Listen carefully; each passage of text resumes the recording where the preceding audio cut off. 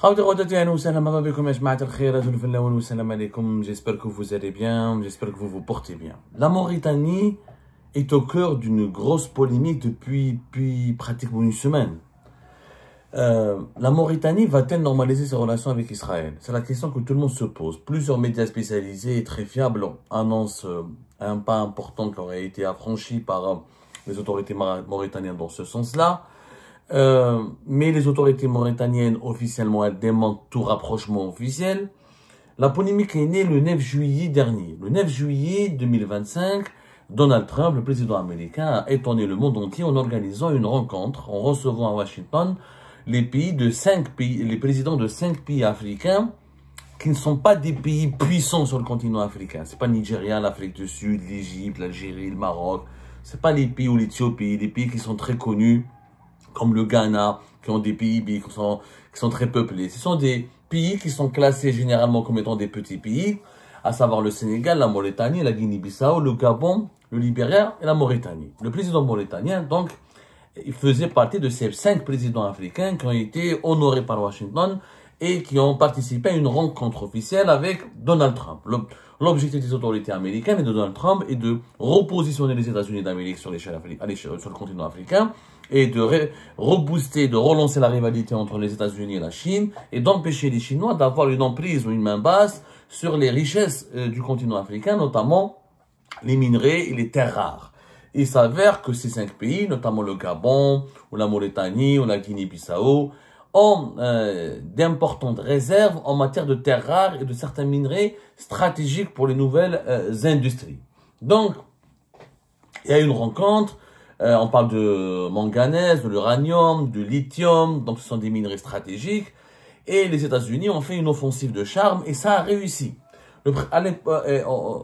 Malheureusement pour la Mauritanie, je sais pas si c'est malheureux, hein, malheureusement pour l'Algérie plutôt, vous allez savoir pourquoi c'est malheureux pour l'Algérie, des médias spécialisés très fiables, vraiment fiables, c'est pas des médias habitués à diffuser des fake news, ont annoncé que Mohamed Ould Ghazouani, le président mauritanien, aurait rencontré secrètement le chef du gouvernement, ou le fameux Benyamin Netanyahou, le responsable du gouvernement israélien, dans une rencontre secrète. Le média qui a révélé ça, c'est un média américain qui s'appelle Semaphore, très connu aux États-Unis d'Amérique, très fiable, réputé pour son traitement interactif de l'actualité internationale. C'est un média américain dirigé vers l'actualité internationale, mais vraiment respectueux et très de la déontologie, très fiable. Et c'est lui qui a révélé le scoop. C'est lui qui a dit que voilà, la République islamique de Mauritanie s'apprête à faire un pas vers la reprise des relations avec l'État d'Israël lors d'une réunion à la Maison Blanche organisée par le président américain Donald Trump.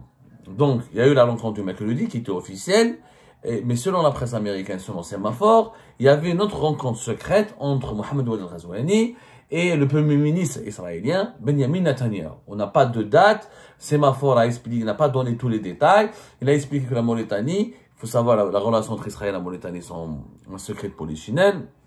Sauf qu'Israël et la Mauritanie avaient des relations de 1999 à 2010. Lors de la première offensive militaire israélienne sur la population sur la bande de Gaza, sur le territoire de Gaza, la Mauritanie a rompu officiellement ses relations. Mais les contacts, visiblement officieux, n'ont jamais été rompus.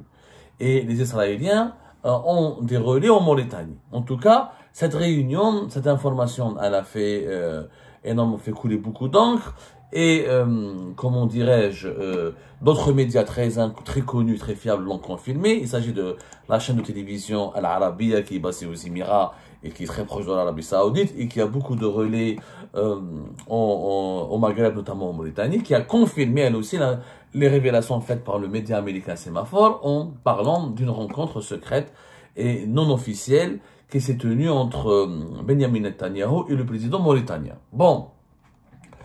Vous savez, avec tout ce qui se passe à Gaza, etc., et les crimes perpétrés par les forces armées israéliennes et le fait que la paix, aucune trêve, aucune paix n'est encore possible, en tout cas n'a été encore conclue à Gaza et que la population de Gaza souffre d'un génocide non assumé, non déclaré. un génocide même déguisé, comme le disent beaucoup d'experts du droit international et du droit humanitaire. Cette polémique, donc, elle a mis dans la gêne les autorités mauritaniennes. Est-ce qu'on peut normaliser ces relations avec Israël dans ce contexte-là?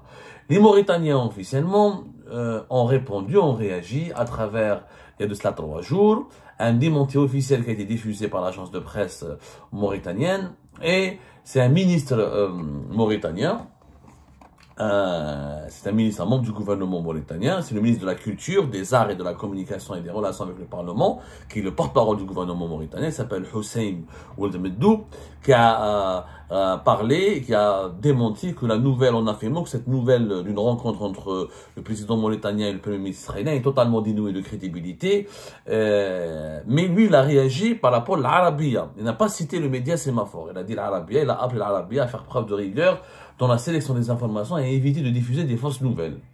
Voilà, c'est la déclaration qui a été diffusée par l'agence mauritanienne d'information. Bon, le démenti n'a pas été très convaincant. Il a été une fumée sans feu. En fait, il n'y avait pas que l'Arabie sémaphore, c'est un média américain, et l'information est sortie le jour même, le 9 juillet, le jour même de la rencontre organisée à Washington entre Donald Trump et ces 5 présidents africains, dont le président mauritanien. Donc, le démenti mauritanien n'a pas convaincu beaucoup de monde. En réalité, cette polémique a été abordée avec beaucoup de parcimonie, on va dire, avec beaucoup de gêne en Algérie. Pourquoi? Parce que l'Algérie, le régime actuel, le régime de Tebboune, a beaucoup investi sur la Mauritanie. Effectivement, on a eu une politique de lobbying très intense en Mauritanie. Il faut savoir que le président mauritanien a effectué une visite d'État importante en Algérie en décembre 2021. Ensuite, il y a eu des investissements importants algériens en Mauritanie. Rappelez-vous, en septembre 2023, on a ouvert une banque algérienne à Nouakchott, qui a été une banque qui est composée, s'appelle l'Algerian Union Bank, qui a été créée par 3 banques publiques algériennes, le Crédit Populaire, le CPA, la BEA, la Banque extérieure d'Algérie, la Banque nationale d'Algérie, et la BAD. 4 banques algériennes se sont unies pour créer cette banque Algerian Union Bank. On l'a doté d'un fonds de 50 millions de dollars. Cette banque, plus tard, en février 2024, elle a ouvert une deuxième succursale, une deuxième annexe à Nouadhibou, l'autre ville importante de Mauritanie. Et normalement, au cours de cette année 2025, elle va ouvrir une nouvelle annexe dans une autre ville mauritanienne qui s'appelle Zouérat. Il y a eu cette ouverture de banque. Il y a eu donc en février 2024, le président algérien le Abdelmadjid Tebboune et le Mauritanien Mohamed Ould Ghazouani ont organisé une cérémonie officielle à Tindouf pour lancer les travaux de la réalisation d'un projet de route qui va relier sur 840 km Tindouf à la ville mauritanienne de Zouérat. C'est un projet qui sera financé entièrement par l'Algérie. Et l'Algérie s'est engagée à le financer. Ça va coûter plus de 1 milliard de dollars. L'Algérie va même s'occuper de l'emplacement des stations de service. Et c'est un cadeau que l'Algérie a voulu faire à la Mauritanie pour désenclaver la Mauritanie, pour améliorer les échanges commerciaux entre la Mauritanie et l'Algérie, pour améliorer les relations monétaires entre les deux pays et interconnecter les deux pays. C'est un projet intéressant, mais nous, on s'est posé la question à l'époque, est-ce que ce sera rentable? Est-ce que c'est rentable de construire une route en plein désert? Est-ce qu'on a réellement assez d'échanges économiques? Est-ce que l'économie mauritanienne et algérienne sont suffisamment bien connectées pour justifier ce projet-là? Il faut savoir que le coût de cette route, il est 5 fois supérieur aux échanges économiques entre l'Algérie et la Mauritanie. Il faut savoir que les échanges économiques entre l'Algérie et la Mauritanie ont atteint en 2024 215 millions de dollars. C'est ce qu'on a comme business avec la Mauritanie. On a un business de 215 millions de dollars, mais on va financer une route à plus de 1 milliard de dollars. Donc j'aimerais bien savoir, est-ce que c'était intelligent? Mais l'Algérie avec la Mauritanie n'a pas compté. Elle ne voulait pas compter. Il fallait à tout prix que l'Algérie se positionne et qu'elle gagne l'amitié de la Mauritanie. Et il y a eu donc le projet de la création de zones de libre-échange. Et Tebboune n'a pas taré d'éloges sur le président mauritanien, c'est mon frère, etc. On a organisé récemment, au mois de mai 2025, la foire des produits algériens. Au cours de ce mois, un ministre algérien du commerce, Taïb Zitouni, a été reçu à Nouakchott par le président mauritanien. Donc, il y a eu des gestes, il y a vraiment une politique très ambitieuse. De l'Algérie à l'égard de la Mauritanie. Et même, la Mauritanie est devenue même une obsession pour l'Algérie. Pourquoi? Parce que l'Algérie de Tebboune avait un objectif précis, empêcher la Mauritanie de basculer dans le giron marocain, israélo-marocain, l'officialisation des relations entre diplomatiques et la normalisation des relations diplomatiques et politiques et militaires entre le Maroc et Israël en 2020 en 2021, et la Mauritanie, l'Algérie voulait à tout prix l'empêcher qu'elle renforce son alliance avec le Maroc, qu'elle reconnaisse la marocanité du Sahara occidental, et qu'elle n'officialise pas ses relations avec Israël, parce que l'Algérie avait peur que le lobby, l'axe anti-algérien qui est Abu Dhabi, Tel Aviv, Rabat, s'empare définitivement de la Mauritanie, et comme ça l'Algérie sera encerclée.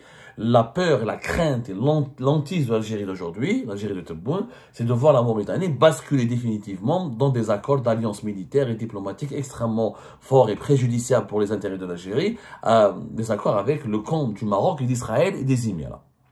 Quand on voit ce qui s'est passé entre toute l'année 2024 jusqu'à cette année 2025, on est tenté de dire, est-ce que l'investissement du régime algérien en Mauritanie, est-ce qu'il ne se solde pas par un échec? Et pourquoi il y a eu un échec? Pourquoi on peut parler d'un échec? D'abord, les Mauritaniens, moi j'ai beaucoup parlé avec des Mauritaniens. J'ai parlé avec des journalistes mauritaniens, avec certaines sources proches du gouvernement mauritanien. Ça fait une année que j'essaie de penser, d'essayer de comprendre la pensée des Mauritaniens. Et beaucoup de mes interlocuteurs mauritaniens, à chaque fois que je leur parle de l'Algérie, ils expriment un malaise. Ils me disent, les dirigeants mauritaniens, ils en ont vraiment marre. Ils en ont vraiment marre du lobbying excessif algérien. En fait, l'Algérie, elle a le droit de faire du lobbying en Mauritanie. Et c'est très intelligent. C'est vraiment, d'ailleurs, l'une des rares actions peut-être intéressantes sur le plan de la géopolitique qui a été faite par la Mauritanie et par l'Algérie de Tebboune. Renforcer les relations avec la Mauritanie. Il y a eu un accord militaire le 16 avril 2025 à Alger entre le ministre de la Défense mauritanien et le chef de l'armée. C'est un accord de partage d'informations.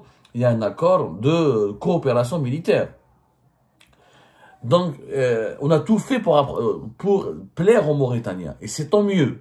Sauf que le problème dans cette offensive de lobbying, les Mauritaniens, on leur a mis trop de pression concernant le Maroc et Israël. Les Mauritaniens ont commencé à se sentir que les Algériens veulent s'ingérer trop dans leurs affaires internes et veulent leur dicter une ligne de conduite. Et les intérêts de la Mauritanie, économiquement et sur le plan politique économique, ne sont pas avec l'Algérie. Malheureusement, on n'a pas su. On a fait beaucoup de politique à la Mauritanie. On leur a proposé une route, on leur donne une banque, on leur propose un accord militaire, une zone de libre-échange. Mais en termes de chiffres, 215 millions de dollars, c'est rien pour la Mauritanie. En tout cas, c'est pas suffisant par rapport à ce que les Émiratis proposent. Le malaise mauritanien s'explique par le fait que les Algériens, les autorités, le régime algérien, est trop intrusif et veut absolument les éloigner du Maroc et des Émirats, sans leur proposer une contrepartie réelle. Les Mauritaniens, ils sont très intelligents. Franchement, comment dirais-je, on sous-estime beaucoup ce pays-là, qui est un petit pays par rapport aux géants du Maghreb qui sont l'Algérie et le Maroc. La Mauritanie, c'est quoi? Même pas 6 millions d'habitants, c'est 5 millions d'habitants, voilà. C'est un grand territoire, mais c'est 5 millions d'habitants. Donc, c'est un pays qui peut sembler fragile, qui peut être une proie facile, qui peut paraître une proie facile pour les grandes puissances régionales et mondiales. Pas du tout. Les Mauritaniens sont vraiment intelligents. Et dans cette guerre diplomatique et géopolitique que livre l'Algérie au Maroc, que se livre l'Algérie et le Maroc, les Mauritaniens ont toujours voulu observer une neutralité positive. Ils veulent avoir des bonnes relations avec les deux voisins. Ils ne vont pas froisser les Algériens pour les beaux yeux des Marocains. Ils ne veulent pas froisser les Marocains pour les beaux yeux des Algériens. Sauf que dernièrement, l'erreur du régime Tebboune, à mon avis, c'est ce que nous constatons et nous allons approfondir l'analyse dans un petit moment avec des faits, c'est que l'erreur fondamentale est d'avoir exercé trop de pression sur les Mauritaniens pour les pousser à s'éloigner des Marocains et des Émiratis, en leur faisant croire que l'Algérie fera avec la Mauritanie ce qu'elle a fait avec la Tunisie, c'est-à-dire proposer des aides financières, proposer une aide politique, une aide militaire, qui lui permettra de s'émanciper de sa dépendance vis-à-vis des Émirats et vis-à-vis du Maroc. Sauf que les Mauritaniens n'ont pas aimé. La Mauritanie ne veut pas être le vassal de l'Algérie, comme la Tunisie de Kais Saïd est devenue le vassal de l'Algérie de Tebboune. La Mauritanie a compris que ses intérêts avec l'Algérie sont relatifs et elle a voulu conserver son indépendance stratégique vis-à-vis de l'Algérie comme vis-à-vis du Maroc et des Émirats. En fait, la Mauritanie, en réalité, le Maroc comme l'Algérie, elle s'en tape un peu. Les Mauritaniens, leur allié stratégique, c'est les Émirats. C'est ni le Maroc ni l'Algérie. Les échanges économiques entre le Maroc et les Mauritanie sont un petit peu légèrement supérieurs aux échanges économiques entre la Mauritanie et l'Algérie. Les échanges économiques entre le Maroc et la Mauritanie, en 2024, 350 millions de dollars. Il y a à peine une centaine de millions de dollars de différence. Mais l'objectif, le business entre la Mauritanie et les Émirats, il est extrêmement important. Il faut savoir que depuis 2020, les Émirats ont investi plus de 2 milliards de dollars en Mauritanie, ce qui constitue pratiquement une part importante de leur PIB. Les Émiratis sont présents en Mauritanie bien avant 2019, bien avant la question des accords d'Abraham de 2020. Et les Émiratis exercent un lobbying très important en Mauritanie depuis pratiquement 2010, bien avant, depuis les années 2000. Il faut savoir que, par exemple, la coopération économique entre les Émirats, le principal partenaire économique de la Mauritanie, c'est les Émirats arabes unis. Le plus important investisseur étranger en Mauritanie, c'est les Émirats arabes unis. Par exemple, le projet du port de Nouakchott, il a été développé par des financements émiratis. Les Émiratis se sont engagés aussi à financer des projets d'énergie renouvelable, pour notamment les centrales solaires et pour améliorer l'accès de la Mauritanie à l'électricité. Tout le potentiel énergétique mauritanien est en train d'être développé par des aides émiratis. Sur le plan humanitaire, par exemple, le Croissant Rouge émirati est très actif dans pas mal d'initiatives en Mauritanie. Il y a une alliance importante. Et l'Algérie pensait qu'elle allait supplanter les Émirats comme ça, avec une route, avec une banque, et un accord et des promesses. Et les Émirats, ils ont investi énormément d'argent. Mais les gens ne le savent pas. Là, il y a des projets importants. Par exemple, en 2023, en 17 mai 2023, le ministère des Affaires économiques de la Mauritanie, il a annoncé la cession de 2000 hectares à une entreprise émirati. Le projet est destiné à la réalisation de la culture de céréales, de fruits et de légumes, ainsi que de plantes fourragères, et pour créer plus de 100 emplois directs et 1000 emplois directs. Encore une fois, depuis 2020, les Émirats ont investi 2 milliards de dollars d'investissement. 2 accords importants ont été signés. Le premier a été signé à Abu Dhabi, le deuxième en Mauritanie. Et tous les projets importants, stratégiques, en eau potable, en énergie, l'agriculture, l'industrie, dans tous les projets importants en Mauritanie, il y a des financements émiratis. Les Émiratis mettent beaucoup d'argent en Mauritanie. Et les Mauritaniens sont naturellement sensibles à cela. Parce que pour eux, les Émiratis sont sérieux. Il y a les Marocains et les Algériens leur proposent des échanges de 300 à 200 millions de dollars. Ce qui n'est pas du tout suffisant pour le développement de la Mauritanie. Et vous avez les Émiratis qui sont puissants, qui sont vraiment présents, et depuis de nombreuses années, dans des actions importantes. Quand on parle de 2 milliards de dollars, c'est quand même important. C'est plus de 40%, pratiquement 40% du PIB mauritanien, qui est à 5,2 milliards de dollars. Donc les accords sont vraiment stratégiques entre les deux pays. Et depuis en 2024, à cause de l'offensive algérienne trop anti-marocaine, trop anti-émirati, les Émiratis ont rappelé aux Mauritaniens qui étaient vraiment leurs véritables alliés. Décembre 2024, le président mauritanien a fait un déplacement privé au Maroc, il rencontre le roi du Maroc. Fin décembre 2024, même mois, ils vont tous les deux passer leurs vacances à Abu Dhabi. Tous les deux ils vont faire une réunion à 3 à Abu Dhabi avec MBZ, Mohamed Ben Zayed Al Nahyan. Et depuis, les relations entre l'Algérie et la Mauritanie, ce sont un petit peu l'enthousiasme algérien. L'Algérie, ses ardeurs ont été vraiment calmées. Il y a eu une petite distance. Le président mauritanien a pris ses distances avec Tebboune. C'est vrai qu'il a reçu au mois de mai 2025 le ministre algérien du Commerce, mais pas plus. Mais pas plus. Et en plus, il y a eu cette visite à Washington et ces fameuses rencontres avec Benjamin Netanyahu. Certainement, on soupçonne que les Émiratis sont instigateurs. Ce sont eux qui ont convaincu le président mauritanien de faire un pas vers les Israéliens et d'essayer d'étudier prochainement, dès que la paix sera scellée à Gaza, d'autres pays arabes devraient, selon le plan américain et le plan des alliés d'Israël, adhérer à des nouveaux accords d'Abraham et normaliser leurs relations avec Israël. La Mauritanie, elle est dans la ligne, au premier rang de ce projet-là. Donc, c'est un échec pour l'Algérie. C'est un échec. Le rapprochement de la Mauritanie n'a pas voulu quitter son alliance ou abandonner son alliance avec les Émirats et le Maroc. Surtout avec les Émirats. Parce que la Mauritanie ne partage pas la politique anti-émirati du régime Tebboune. Et comment voulez-vous que la Mauritanie approfondisse ou s'aligne sur la politique algérienne alors que l'Algérie est en guerre politique et diplomatique contre le principal partenaire et le principal bailleur de fonds de la Mauritanie qui est les Émirats. Donc, est-ce que vous pensez que les Mauritaniens s'en foutent à ce point? Allez, pour les beaux yeux des Algériens, ils vont abandonner leur principal allié financier et économique qui est les Émirats. C'est pas possible.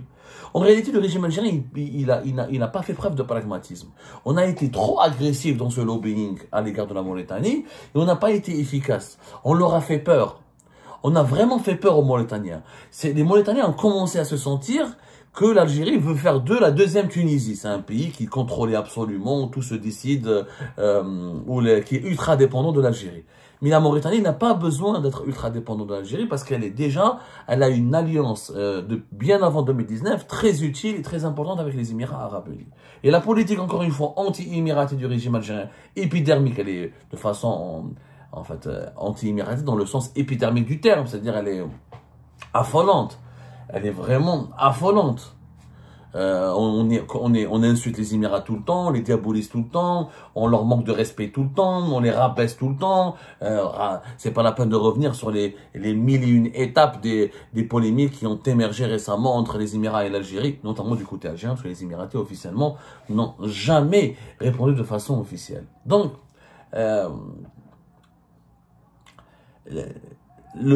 c'est une erreur. Je pense qu'il faut tirer la leçon. Il faut faire un véritable débat. Il y avait des ambitions très nobles et très louables de la part du régime algérien en Mauritanie. C'était très intelligent de vouloir vraiment se mieux repositionner et défendre nos intérêts en Mauritanie. Mais on a été, je crois, inefficace.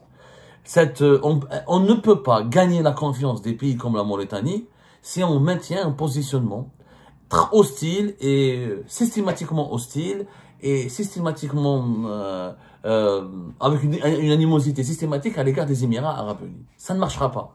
La Mauritanie ne sera pas la Tunisie. Elle n'a pas autant besoin de l'Algérie que la Tunisie.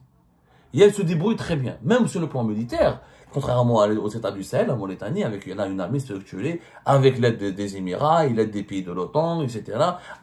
Elle a vraiment une lutte antiterroriste efficace, jusqu'à maintenant, en tout cas. La Mauritanie n'a pas connu le sort israélien, le sort malien ou nigérien par rapport à l'émergence et à l'expansion des groupes armés islamistes terroristes. Donc la Mauritanie se débrouille bien. Donc elle se débrouille bien pourquoi? Parce qu'elle a des alliés qui la soutiennent, notamment les Émirats arabes unis. Donc, et comme c'est un pays qui regorge de ressources naturelles, elle a besoin d'investissements importants. Est-ce que l'Algérie pourrait proposer des investissements de 2 à 3 milliards de dollars en Mauritanie? Je ne le crois pas. On ne l'a pas fait. Et on ne peut pas gagner un pays avec uniquement une route, une banque, une zone de libre-échange. Ça ne se passe pas comme ça. Et on ne peut pas dicter la ligne de conduite d'un pays parce qu'ils sont 5 millions, parce que c'est un petit pays, on pense que nous, on est le voisin géant, on peut les vassaliser, c'est pas possible. C'est fini. Aujourd'hui, l'Algérie est confrontée à une concurrence extrêmement terrible et tendue dans la région. Les Émiratis sont là, les Turcs sont là, les Qataris sont là, les Russes sont là, les Chinois sont là, les Européens sont là, les Saoudiens sont là. Donc, si on veut séduire nos voisins, et avoir des relations très solides avec nos voisins et que nos voisins ne vont jamais nous trahir, ne vont jamais nous poignarder dans le dos, on doit construire des intérêts très solides. Sauf que les intérêts solides ne se construisent pas sur la base de slogans ou sur des projets hypothétiques, etc. Il faut un business très solide. Il faut vraiment que le business soit très solide. Et encore une fois, c'est le positionnement de l'Algérie à l'égard des Émirats qui a mis mal à l'aise la Mauritanie. La Mauritanie ne peut pas se permettre de perdre des Émirats pour les beaux yeux de Tebboune et de dirigeants algériens. C'est pas possible. Donc c'est pour ça, pour moi, je parle d'un échec. D'un échec. Le lobbying algérien en Mauritanie a été un échec. La Mauritanie n'a pas voulu tourner le dos aux Émirats et au Maroc pour les beaux yeux de l'Algérie. Elle ne peut pas le faire. L'Algérie aurait dû trouver une autre façon, faire du lobbying moins agressif, beaucoup plus intelligent, pour rassurer les Mauritaniens et pour construire une alliance qui nous permettra d'avoir la paix, de nous garantir Je pense pas que la Mauritanie va trahir l'Algérie, ou la Mauritanie ne menace pas les intérêts de l'Algérie, clairement. Mais la Mauritanie ne pourra pas être neutre dans ce conflit qui oppose l'Algérie aux Émirats. Entre Abu Dhabi et Alger, le choix de la Mauritanie est malheureusement pour Alger vite fait. C'est Abu Dhabi.